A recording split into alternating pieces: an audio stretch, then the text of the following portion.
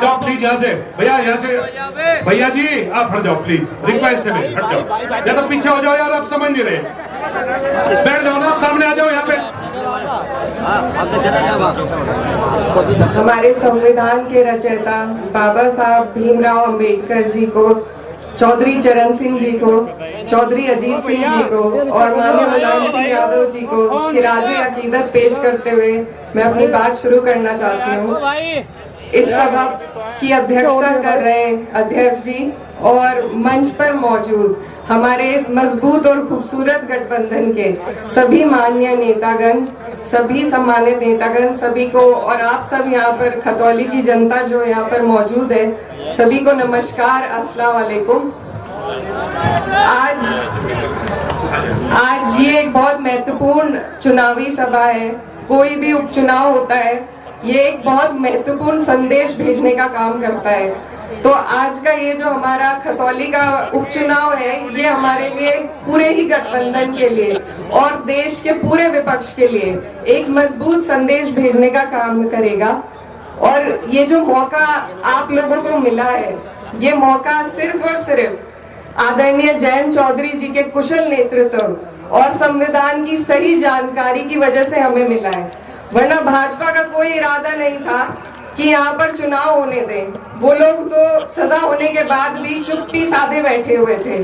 तो ये सिर्फ जयंत जी के कारण है कि हमारी जो एक मजबूत आवाज है विपक्ष की, जो आज संसद में हमारी आवाज उठाने का काम कर रहे हैं, उन्होंने हमें ये मौका दिलाया है, आपको ये मौका दिलाया है कि हम लोग पूरे देश में, पूरे प्रदेश में एक मजबूत मैसेज भेजने का काम करें। और मेरा आप लोगों से आज पहली बार यहाँ पर आना हुआ, लेकिन बहुत पुराना जुड़ाव है। मेरे जो वालिद साहब थे चौधरी मुनव्वर हसन जी, वो 2004 में कैराना मुजफ्फरनगर से जब लोकसभा का चुनाव लड़ रहे थे, तो उन्हें सबसे बड़ी लीड आप लोगों ने, खतौली के लोगों ने देकर भेजी थी। 60,000 वोटों की वो जो लीड आपने उन्हें दी थी, वो एंड तक भी कट नहीं पाई थी और वो ही उनके जीत का कारण बनी थी। और मैं उस टाइम छोटी थी, लेकिन मुझे अच्छी तरीके से याद है कि उनका आपके लिए कितना लगाव था और कितनी लगन उनके मन में आप सबके लिए थी। आज के परिसीमन के हिसाब से तो वो भी बाहरी माने जाते, जैसा भाजपा वालों ने एक मुद्दा उठा रखा है, लेकिन उन्होंने आपके दिल में जो जगह बनाई थी और आप लोगों ने भी उन्हें प्यार देने में कोई कसर नहीं छोड़ी थी। जो हमारे आज के प्रत्याशी हैं, वो भी उनकी तरह निडर है और मुझे पूरी उम्मीद है कि वो भी बाहरी ये जो उन पे इल्जाम लगाया जा रहा है, वो भी उसको उसी तरह धोने का काम करेंगे जिस तरह कभी मेरे वालिद साहब ने धोने का काम किया था। ये हमारा चुनाव, वैसे तो इससे सरकार बदली नहीं जाएगी जैसा आप लोगों को सब बता रहे हैं, लेकिन आज क्या ऐसा दौर चल रहा है, ऐसी परिस्थितियां सरकार ने बना रखी है विपक्ष के सभी नेताओं पर कि लोग आज आवाज उठाने में भी डर रहे हैं, संकोच करते हैं। मन में एक ख्याल आता है कि आज कुछ गलत बोल दिया या कुछ भी बोल दिया तो कल को कोई मुकदमा हो जाएगा। हम लोग इस परिस्थिति से खुद गुजर रहे हैं। आप लोग भली भांति इस बात से वाकिफ हैं क्या सब चल रहा है। तो ऐसे माहौल में जहां आवाज उठाने को भी एक साहस का काम, एक साहस की श्रेणी में डाल दिया है, जो कि फर्ज हुआ करता था विपक्ष के नेताओं का, आज कोई आवाज उठाता है तो लगता है बहुत साहस का काम है।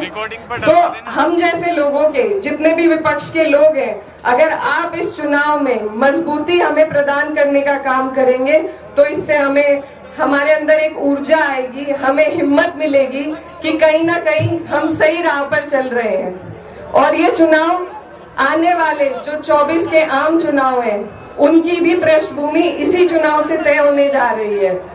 बाकी सभी मुद्दे आप लोगों को अच्छी तरह ध्यान है, आप लोग जानते हैं, आप लोग जी रहे हैं उन मुद्दों को।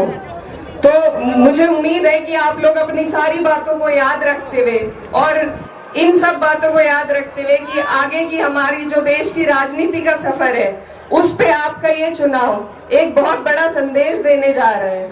आप लोगों को मालूम होगा कि उत्तर प्रदेश में 3 जगह उपचुनाव चल रहे हैं। हमारे आदरणीय राष्ट्रीय अध्यक्ष अखिलेश यादव जी भी चुनाव प्रचार में लगे हुए हैं और उन्हीं के निर्देश के अनुसार उनको इतना ख्याल यहाँ का है कि उन्होंने खुद निर्देश देकर कहा है कि आप वहां जाइए और वहां मेहनत कीजिए। तो हम लोग पूरा गठबंधन मजबूती के साथ यहाँ पर आपके बीच मौजूद है और यही गठबंधन हमें आगे ले जाना है। आगे के चुनाव में भाजपा को हटाने का काम करना है। तो उसके लिए आपको अभी से इसी चुनाव से आपको मजबूती दिखानी पड़ेगी और जयंत जी के झोली में ये चुनाव जीत कर ये सीट उनकी झोली में डालने का काम करना पड़ेगा। इसी के